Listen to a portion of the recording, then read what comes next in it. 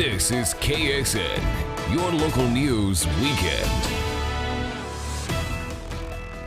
Good evening and thanks for joining us. I'm Ashley Godwin. A Granby man is dead after him and his horse are struck and killed by a truck this evening. The Missouri State Highway Patrol says 49-year-old Keith Hopper was riding a horse just 5 miles east of Neosho when the incident occurred. Driver John Johnson was traveling down the road in a pickup truck when he hit the horse and Hopper around 6:30 tonight. Hopper was pronounced dead at the hospital an hour later. This is Troop D's 6th fatality for the year.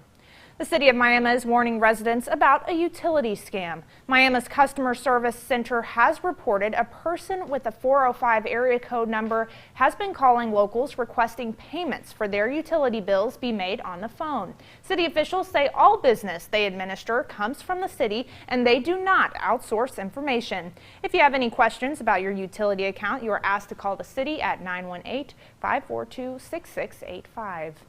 Jomo Restaurant Week comes to an end with its largest efforts to date. Today was the final day to give donations for Crosslines Ministries' emergency food pantry. While donation numbers are not counted just yet, Crosslines Executive Director Rodney Rambo says this is definitely the biggest fundraiser so far. A record number 25 restaurants participated and several community organizations lent a hand with picking up donations and sorting cans.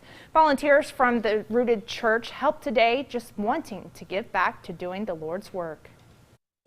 God asks us to be his hands and feet, and so an opportunity for us to play a role in something that is as big as this restaurant week has been is really cool. It's just been really cool to see not only our local business partners, through local restaurant owners, but just them partnering with the local church. And even today, we just see that intersect, and that's just been really cool to see.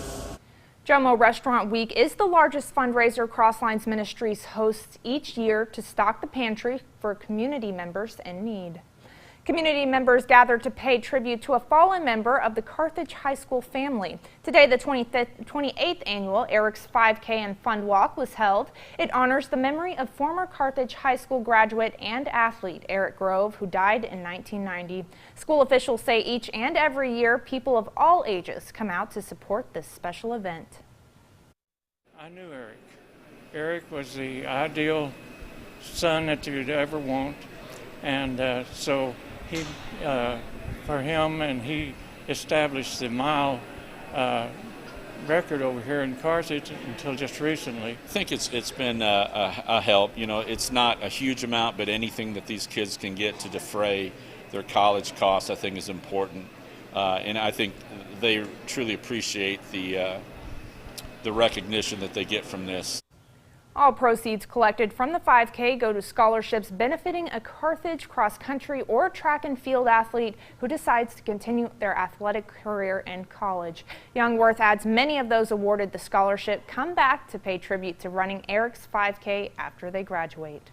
A decade-old bridal expo comes to Quapaw to help brides with all of their wedding needs. Metropolitan Bride held their semi-annual bridal expo at the Downstream Pavilion today. DJ floral photography and catering vendors lined the building to help brides check off everything on their wedding list. For the owner, this bridal expo is all about bringing local vendors together to promote a creative community.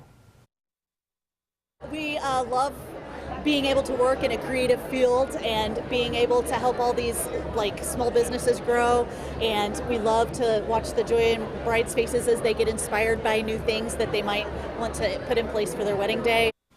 And the Metropolitan Bridal Expo will be back at the Downstream Pavilion on July 28th. While many would rather stay indoors this time of year, one show is hoping to get people ready to go back outdoors. Albers Marine held the 13th annual fishing and hunting show in Pittsburgh's Memorial Auditorium and Convention Center this weekend. Roughly 23 vendors and organizations from around the four-state area came out for the event. Residents could check out boats for sale, find fishing lures, or watch some wood carving demonstrations outside. And while the show is geared toward outdoor enthusiasts, plenty of people came to see the show. It's free to the public, and we have a lot of good giveaways. A lot of our booths give us stuff to give away for tomorrow when we have the drawing. So there's always something to come out and do.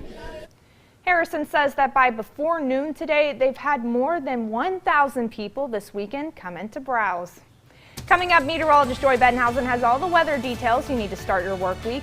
Plus, the government shutdown has ended and national parks are back open. We'll have those details next on KSN Local News at 10.